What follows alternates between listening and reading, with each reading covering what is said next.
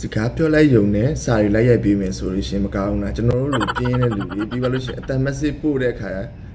အဆင်မပြေဘူးထင်တဲ့လူတွေအတွက်ကိုကစကားပြောလိုက်ယုံနဲ့စာလိုက်ရိုက်ပေးမယ်နီလန်လေးကိုကျွန်တော်မျှဝေပေးမှာဖြစ်ပါတယ်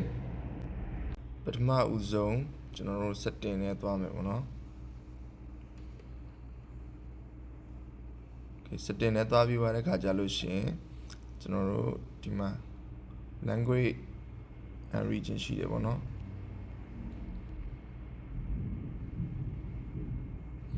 ဒီမှာ keyboard input method ထဲဝင်လိုက်မယ်ပြီးပါတဲ့ခါကြလို့ရှင်တော့ဒီမှာကျွန်တော်တို့သုံးနေတဲ့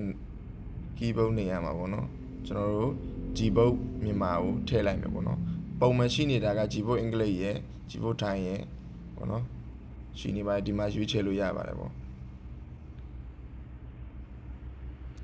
Okay အဲ့ဒါဆိုလို့ရှိရင်ကျွန်တော်တို့ဒါလေးဖွင့်ပြီးပြီဆိုလို့ရှိရင်တပြောကြည့်မယ်ပေါ့နော် Okay ကျွန်တော်နှုတ်ထည့်သွားလိုက်မယ်အပေါင်းလေးကိုနှိပ်မယ်ပြီးသွားရင် touch ကိုနှိပ်မယ်ဒီနေရာမှာဒီလိုမျိုး keyboard ကိုကိုကရွေးချယ်ပေးရမှာဖြစ်ပါတယ်ကျွန်တော်က Gboard မြန်မာနဲ့ရွေးချယ်ပေးမယ်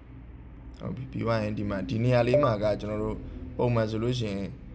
အင်္ဂလိပ်တို့ဘာလို့ရှိနေမှာပေါ့နော်သူခုတော့မှဒီမှာရေးနေပြီဆိုတော့ဒီနေရာလေးမှာပုံမှန်အင်္ဂလိပ် keyboard နေရာမှာဒီလိုမျိုးနေရာမှာအင်္ဂလိပ်ဖြစ်နေတယ်မြန်မာပြောင်းပေးလိုက်ပေါ့နော်ဒါကတော့ကျွန်တော်တို့လိုပေါ့နော်စာရေးရမှာပြင်းတဲ့လူတွေကိုလည်းအဆင်ပြေတာပေါ့ဒီနည်းလမ်းနဲ့တိုင်းလိုက်လို့ကြည့်ပါနော်